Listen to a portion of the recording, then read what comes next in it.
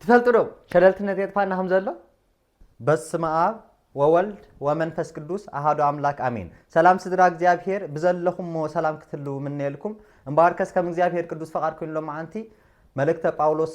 نابسبا قرونتس معرف 15 قطر 13 زلو حيلك علي حزلكم مزي زلكم انت يبلسو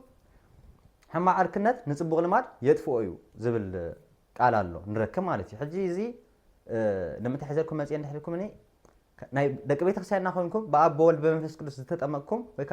ናይ ቤት ክርስቲያን ደቅታት ዝኹል ዘለኹም ሰባት ናይ መናፍቃን ስብከት ወይካ ናይ መናፍቃን መዝሙር ክሰምዑ ከም ዘይብልኩም ወይካ ካብ ሕጂ ዶክ ተብልኩም ዘለኩም ንኽነግረኩም የመጽእ ምክንያቱ ሓደ ሰብ ምግብ ክበልዕ ከሎ መሪጾ ድቃ ከም ዝበልዕ ሓደ ክርስቲያን ካ በመንፈሳዊ ዓይነት ካ ክረአ ከሎኻ መሪጹ ናይ ቃል እግዚአብሔር كسمعن كمسجنن علوه مزمور مالتكو تمسطو مالتيو ناب እግዚአብሔር ተመስይካ እትለምኖ ተመስግነሉ ስባሄ ማለትዩ ስለዚህ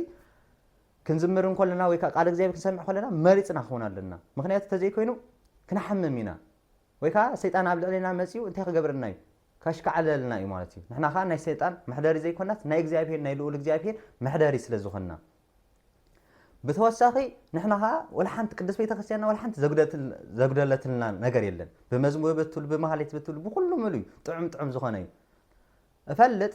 ናይ መናፍቃን ወይ ካናይ ካልኦት ካብዚ ንስጋ ይምበር ዘበረታታካ መንፈስ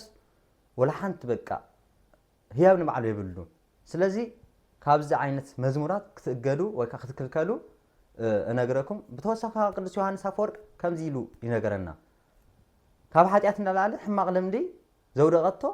ይበዝሕ ይብል ስለዚህ ካብ ሕማቅ ልምዲ መውዳቅ እግዚአብሔር ይደግፈና ናይ አዴና ናይ ቅድስት ድንግል ማርያም ወላዲተ አምላክ ምልጃ ተራዳኢነት አባይን አብ ኩላትና ህዝበ ክርስቲያን ይንበር ወስብሐት ለእግዚአብሔር አሜን